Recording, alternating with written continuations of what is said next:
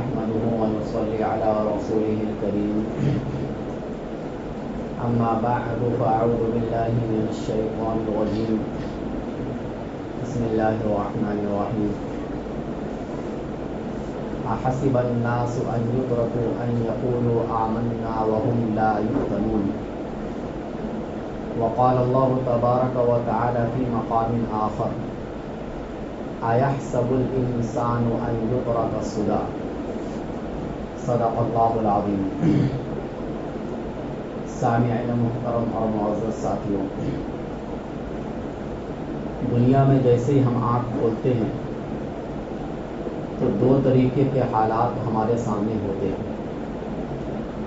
کچھ لوگ خوشحالی کی زندگی گزار رہے ہوتے ہیں اور کچھ لوگ مصیبتوں کی زندگی گزار رہے ہوتے ہیں.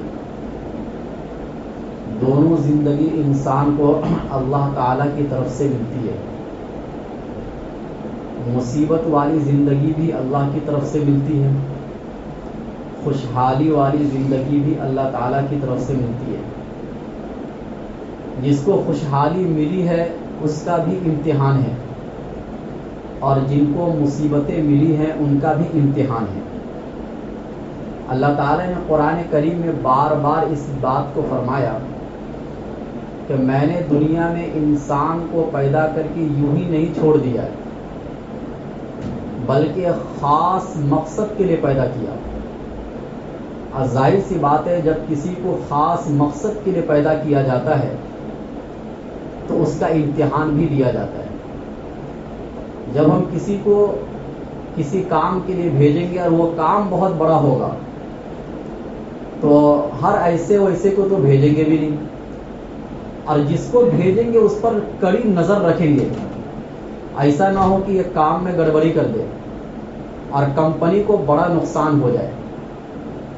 اسی طریقے سے جب اللہ تعالیٰ نے ہمیں اس دنیا میں بھیجا تو ہمارے اوپر نظر بھی بہت کڑی ہے، اور خصوصاً ان لوگوں کے لیے جو اللہ کو مانتے ہیں، جو اللہ پر ایمان لا چکے ہیں، ان پر اور زیادہ کڑی نظر ہے. ان کی تھوڑی سی بھی بھول چوک پر اللہ کی پکڑ آ جاتی ہے، تھوڑی سی غلطی پر بھی اللہ متنبع کرتے ہیں. ڈھیل جو ہے یہ غیروں کے لیے ہے، لیکن ایک ایمان والوں کے لیے ڈھیل نہیں ہے. جن سے اللہ پیار کرتے ہیں، جن سے اللہ محبت کرتے ہیں، اللہ ان کو ڈھیل نہیں دیتے، اللہ ان کی غلطی پر فوراً پکڑتے ہیں. اس لیے کہ اللہ کو ان سے بہت پیار ہوتا ہے، ان سے بہت محبت ہوتی ہے. اللہ نہیں چاہتا کہ یہ بندہ بگڑ جائے.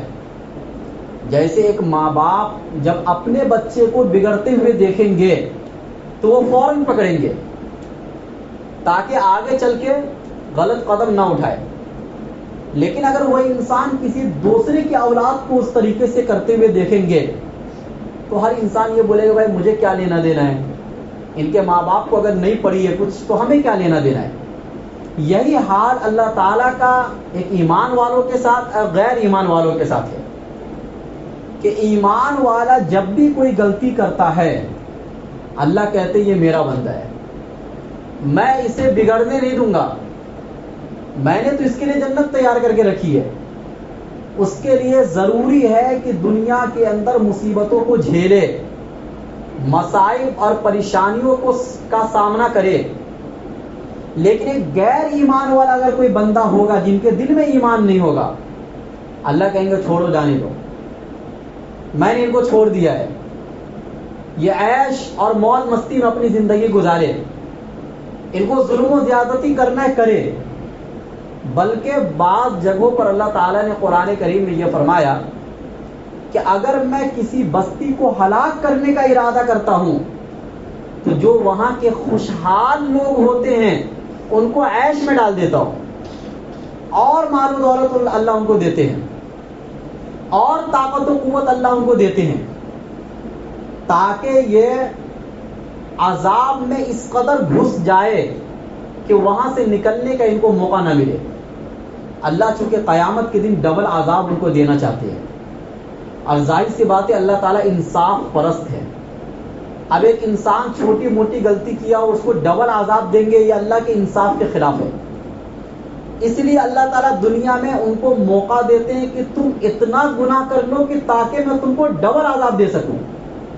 اس لیے اللہ تعالیٰ نے قرآن کریم میں فرمایا فلا یغررک تقلبهم فی البلاد، کہ جو غیر ایمان والے ملکوں میں گھومتے پھرتے ہیں اور تم دیکھتے ہو کہ یہ بہت عیاشی میں اپنی زندگی کو گزار رہے ہیں، یہ چیز آپ کو دھوکے میں نہ ڈالے۔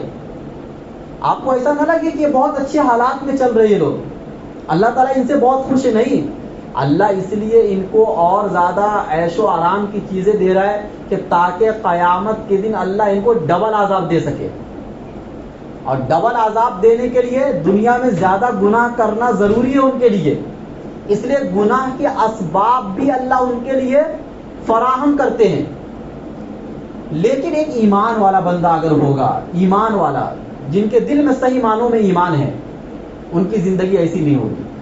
اللہ ان کو مال و دولت بھی دیں گے، لیکن اس طریقے سے نہیں دیں گے۔ اگر وہ زیادہ عیاشی میں جائے گا، اللہ فوراً پکڑیں گے اس کو، فوراً اللہ ان کے مال کو چھین لیں گے، ان کے اوپر حالات جلدی آئیں گے بنسبت ان لوگوں کے جن کے دلوں میں ایمان نہیں ہے، ان کے اوپر حالات جلدی نہیں آئیں گے۔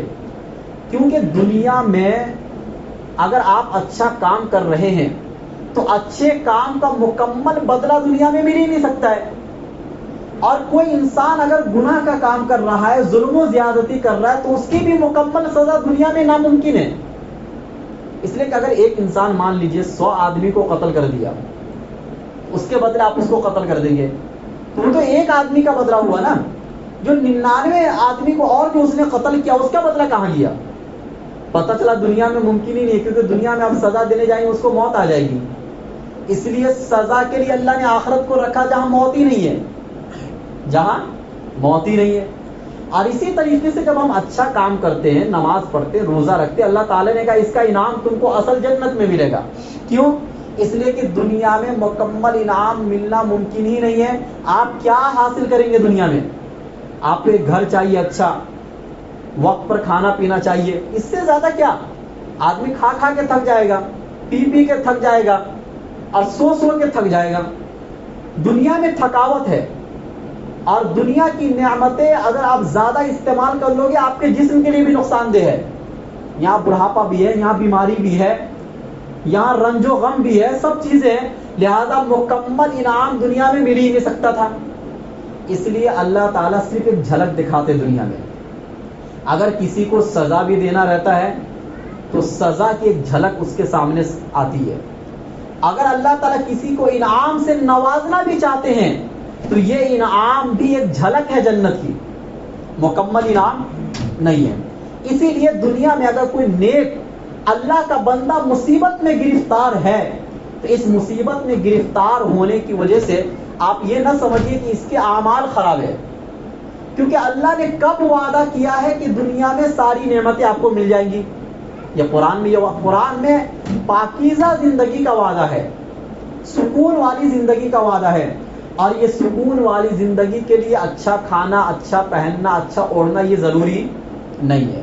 بہت سے ایسے لوگ آج کے زمانے میں بے سکونی کی زندگی گزار رہے ہیں جن کے پاس سکون کے سارے آلات ہیں، سارے اسباب ہیں، اور بہت سے ایسے لوگ ہیں جن کے پاس سکون کے کوئی اسباب نہیں لیکن وہ آرام کی نیند سوتے ہیں۔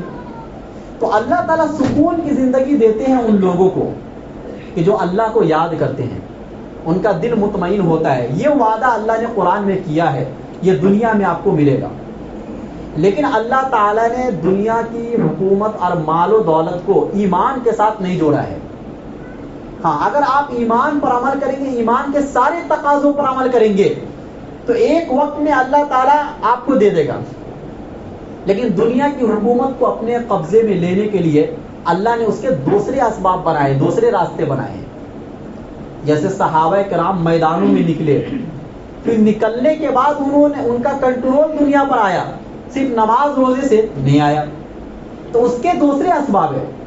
خیر، بات یہ میں کر رہا تھا کہ دنیا میں دونوں طریقے کی زندگی آئیں گی، ایک خوشحالی والی زندگی بھی، ایک مصیبتوں والی زندگی بھی۔ میں نے خلاصے کے طور پر بتا دیا کہ مصیبتیں کیوں آتی ہے، اور کسی کی زندگی میں خوشحالی اگر بہت زیادہ ہے تو اس کو دیکھ کر دھوکے میں نہیں پڑنا ہے، کیونکہ اللہ ان کو ڈبل عذاب دینا چاہتے ہیں، اس لیے اللہ نے ان کو خوشحالی زیادہ دے دی۔ اب مصیبت جب ایمان والے پر آتی ہے تو اس کے بہت سے فائدے ہیں۔ پہلا تو یہ ہے کہ اگر ہم کسی مصیبت پر صبر کریں گے تو اس پر بھی انعام ہے۔ بھائی ایمان والا بندہ، اللہ کے نبی صلی اللہ علیہ وسلم نے بیان فرمایا ایک حدیث میں کہ ایمان والوں کا ہر معاملہ تعجب خیز ہے، اگر اسے کوئی نعمت ملے اس پر شکر ادا کرے تو بھی ثواب ہے، اور اسے کوئی مصیبت پہنچے اس پر صبر کرے تو بھی ثواب ہے۔ لیکن جس کے دل میں ایمان نہیں ہے، اگر وہ نعمت پر شکر ادا کرتا تو بھی کوئی فائدہ نہیں، اور مصیبتوں پر صبر کرتا تو بھی کوئی فائدہ نہیں۔ جس طریقے سے ایک جانور کو کوئی مصیبت پہنچی اور وہ جانور صبر کر لے تو جانور کو کوئی فائدہ ہوگا صبر کرنے پر، ایسے ہی جن کے دلوں میں ایمان نہیں، اگر وہ مصیبتوں پر صبر کر لے تو ان کے صبر کا کوئی فائدہ نہیں ہونے والا ہے۔ یہ ایک جانور کے صبر میں ایک غیر ایمان والوں کے صبر میں کوئی فرق نہیں ہے، لیکن جن کے دل میں ایمان ہوگا جب وہ صبر کریں گے تو وہ اس امید پر صبر کریں گے کہ اس کا انعام مجھے قیامت کے دن ملے گا۔ ایک امید ہوگی ان کو، اور جس امید کی بنیاد پر صبر کو سہ لینا ان کے لیے آسان ہے، بنسبت ان لوگوں کے جن کے دلوں میں ایمان نہیں ہے، ان کے لیے صبر کا سہنا آسان نہیں ہوتا ہے۔ اس لیے خودکشی یہ غیر ایمان والوں میں زیادہ ہے اور ایمان والوں میں کم ہے۔ آپ دنیا کا جائزہ لیجئے، اور گوروں نے تو اپنی زندگی کو اتنا آسان بنا لیا کہ ان کو تھوڑا سا بھی جب ٹینشن آتا ہے تو وہ خودکشی کر لیتے ہیں، سمندروں میں ڈوب جاتے ہیں، یا کسی بھی طریقے سے زہر کھا کر یا جو بھی ہو وہ دنیا سے ہی اپنے آپ کو ختم کر لیتے ہیں۔ تھوڑی سی بھی تکلیف اگر ان کو آ گئی، تھوڑا سا بھی ٹینشن اگر ان کو آ گیا، لیکن ہم اور آپ پوری زندگی ٹینشن میں گزار رہے ہیں، رات دن کا ٹینشن۔ ان کو تو ماں باپ کا ٹینشن نہیں، بیوی بال بچوں کا ٹینشن نہیں، صرف اپنی زندگی ہے ان کو بس، اور پیسے بہت ہیں، لیکن اس کے باوجود بھی ان کو سکون نہیں ملتا اپنی زندگی میں۔ انہوں نے اپنی زندگی کو اتنا سکون والا بنا لیا کہ تھوڑی سی طبیعت ان کی خراب ہوتی تو ان کو ایسا لگتا بس میری دنیا کیا ہو گئی، ختم ہو گئی۔ اب کچھ امیدیں نہیں ہوتی اللہ تعالیٰ سے، ان کو آگے چل کر ان کو ملنے کا کوئی یقین نہیں ہوتا ہے۔ بنسبت ایمان والوں کے ماں باپ کا بھی ٹینشن، بیوی بال بچوں کا بھی ٹینشن، سب کے حقوق بھی ادا کرنا ہے، لیکن ان تمام حقوق کے باوجود بھی اگر وہ مصیبتوں پر صبر کرتا ہے تو ان کو یقین ہوتا ہے کہ اس کا بدلہ مجھے قیامت کے دن ملے گا۔ ماں باپ کے حقوق ادا کریں گے مجھے جنت ملے گا، بیوی بال بچوں کے حقوق ادا کریں گے، اللہ تعالیٰ نے اس کے بارے میں فرمایا کہ یہ صدقے کا ثواب تم کو ملے گا، اللہ کے نبی نے فرمایا حدیث کے اندر کہ صدقے کا ثواب تم کو ملے گا۔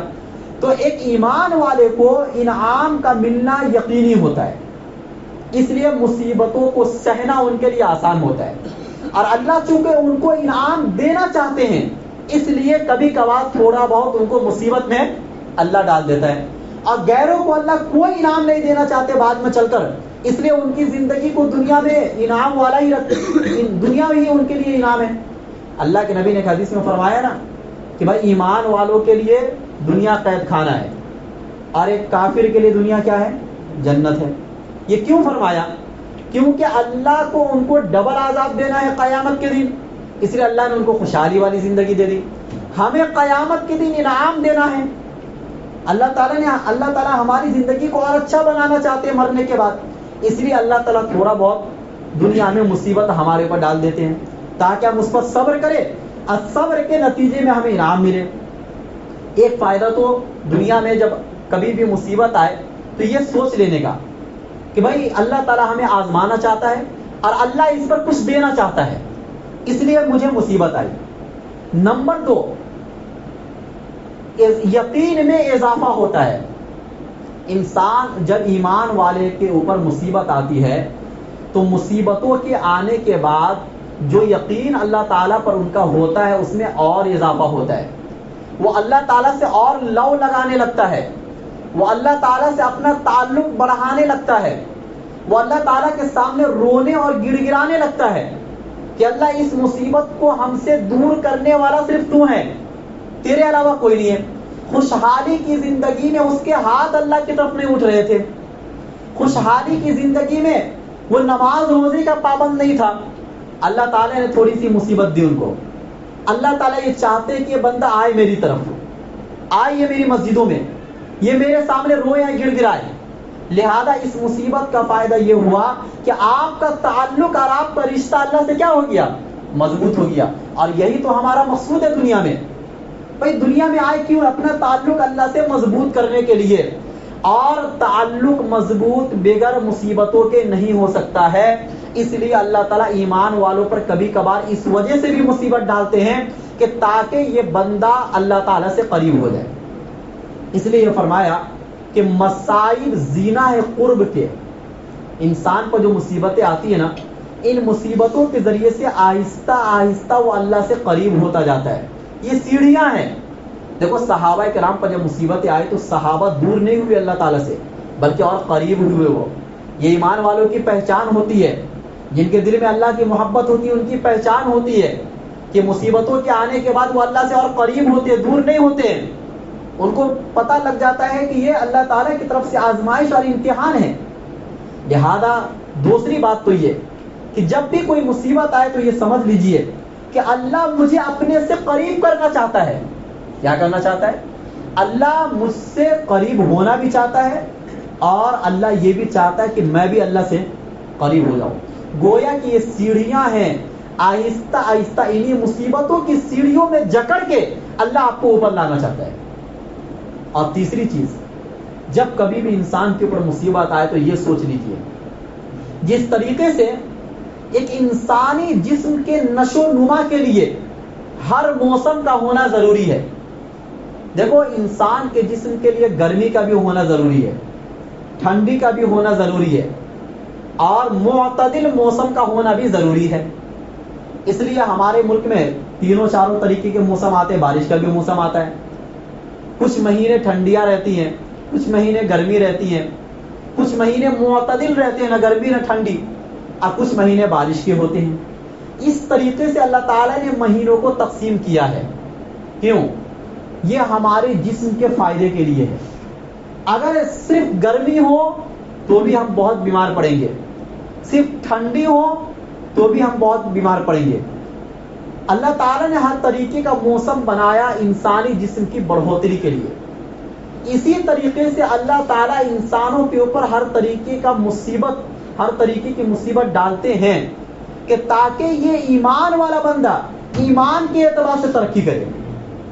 ایمانی ترقی مصیبتوں کے بغیر ممکن نہیں ہے.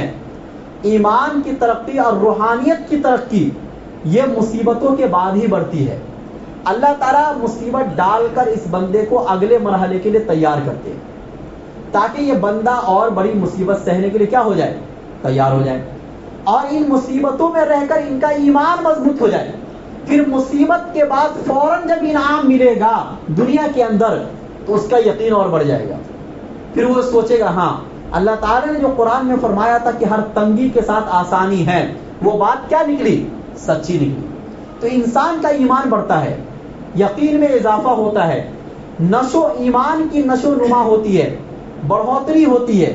اللہ تعالیٰ سے انسان اور قریب ہوتا ہے، اللہ تعالیٰ سے مناجات کرنے کا، بات کرنے کا انسان کو موقع ملتا ہے. اور اس وقت انسان کے دلوں کے جذبات ایسے ہوتے ہیں کہ جو بھی دعا انسان مانگتا ہے ان مصیبت کی گھڑی کے اندر اللہ تعالیٰ ان کی اس دعا کو قبول کر لیتے ہیں. خوشحالی کے دنوں میں انسان کے دلوں میں وہ جذبات ہوتے ہی نہیں ہیں کہ جن جذبات کا دعا کی قبولیت کے لیے ہونا ضروری ہے. دیکھو اللہ تعالیٰ صرف الفاظ نہیں دیکھتے ہیں، آپ کن الفاظ کے ساتھ اللہ تعالیٰ سے دعا مانگ رہے ہیں. اللہ تعالیٰ آپ کے دلوں کے جذبات کو دیکھتے ہیں، چاہت کو دیکھتے ہیں، تمنا کو دیکھتے ہیں. آپ کے دلوں کی چاہت اور آپ کے دلوں میں جذبہ کتنا زیادہ ہے، اللہ تعالیٰ یہ دیکھ کر انسانوں کی دعا کو قبول کر لیتے ہیں. لفاظی اللہ تعالیٰ کے سامنے اچھی نہیں لگتی ہے، گھنٹوں گھنٹوں کی دعائیں یہ اللہ کو پسند نہیں ہے. 2 منٹ کی دعا ہو لیکن ان دعاؤں میں آپ کے دل کے جذبات اس قدر ہوں کہ آپ اللہ تعالیٰ سے گویا کہ ایسے مانگ رہے ہیں جیسے کوئی بہت زیادہ مصیبت زدہ پریشان حال کسی سے امید لگا کر کسی کے پاس جائے. اور وہ انسان کیسے مانگے گا؟ اور وہ یہ سوچ رہے کہ اگر آج یہ میری مدد نہیں کیا تو میں ہلاک و برباد ہو جاؤں گا. جس طریقے سے ایک انسان کسی سے امید لگا کر یہ دعا مانگے، ایسے ہی ہم اور آپ اگر اللہ تعالیٰ سے 2 منٹ کی ایسی دعا مانگیں گے، اللہ ہماری دعا کو قبول کر لے گا. لیکن یہ جذبات کہاں پیدا ہوتے ہیں؟ یہ جذبات خوشحالی میں پیدا نہیں ہوتے ہیں. ان جذبات کے لیے انسان کے اوپر مصیبتوں کا آنا ضروری ہے تاکہ وہ جذبات سے دعا مانگے، دل کی گہرائیوں سے دعا مانگے. اب پھر اللہ تعالیٰ یہ چاہتے ہیں کہ یہ جب دعا مانگے گا تو میں اس کی مصیبتوں کو دور کر دوں گا. اللہ چاہتے ہیں کہ یہ میرے سامنے ہاتھ پھیلائے. گویا کہ مصیبتوں کا ایک مقصد یہ بھی ہوا تکمیل عبادیت. اللہ تعالیٰ یہ چاہتے ہیں کہ بندہ بندہ بن کر رہے، غلام بن کر رہے. یہ بندہ خدا بننے کی کوشش نہ کرے. اگر ایک ایمان والی زندگی کے اندر بھی آپ ہمیشہ کامیاب ہوتے چلے گئے، ہر چیز میں کامیابی ہو رہے، ناکام نہیں ہو رہے آپ، تو یہ بندہ متکبر بن جائے گا. اس کے دل میں تکبر آ جائے گا، طاقت کا گھمنڈ آ جائے گا، پیسوں کا گھمنڈ آ جائے گا، حسن کا گھمنڈ آ جائے گا، حسب نسب کا گھمنڈ آ جائے گا.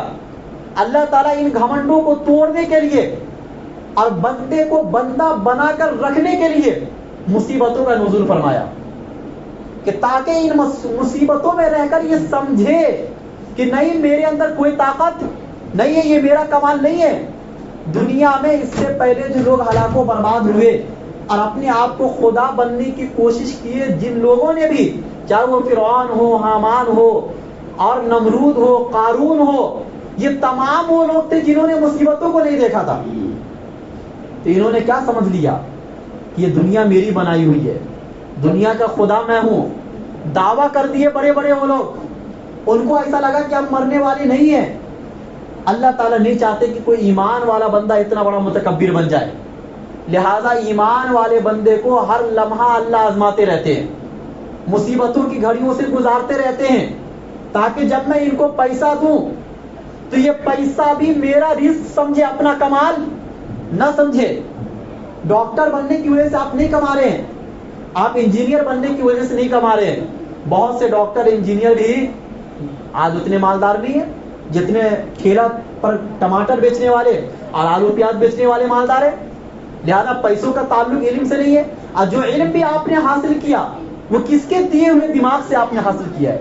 اگر اللہ تعالیٰ آپ کو دماغ نہ دیتے اور دماغ بھی دینے کے بعد اللہ تعالیٰ نے آپ کے لیے اسباب پیدا کیے یہ چیز بننے کے کہ آپ ڈاکٹر بن جاؤ، عالم بن جاؤ، آپ انجینئر بن جاؤ، اللہ نے اسباب بنائے.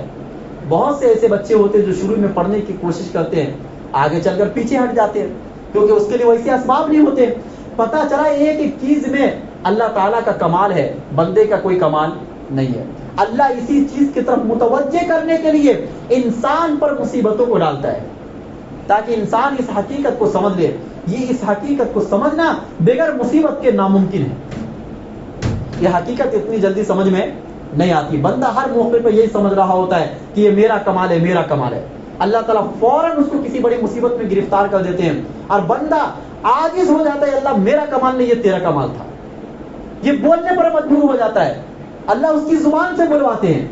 جیسے قیامت کے دن بعض بندے اللہ تعالیٰ کے سامنے انکار کر دیں گے کہ ہم کافر نہیں تھے. یہ خود قرآن کریم کے اندر ہے. اللہ تعالیٰ اس کی زبان پر مہر لگا دیں گے. اب وہ زبان سے بولنے سے اس کے اختیار کو چھین لیں گے. اب اس کے اعضاء، جسم کے جو اعضاء ہیں، یہ اعضاء بولنے لگ جائیں گے کہ ہم کافر تھے. اب کیا کرے گا بھائی؟ اللہ تعالیٰ کی طاقت کو ہم اور آپ نے سمجھا نہیں ابھی تک. اللہ اگر بلوانے پر آ جائے تو آپ کے ہاتھ اور پیر سے بھی اللہ بلوا لے گا. آپ کے جسم کے ایک ایک اعضاء سے، آپ کے بالوں سے اللہ بلوا لے گا. اللہ تعالیٰ کی یہ طاقت ہے، اللہ تعالیٰ کا یہ پاور ہے. اسی لیے بندے کو بندہ بنا کر رکھنے کے لیے اللہ مصیبتوں کا نزول فرماتا ہے.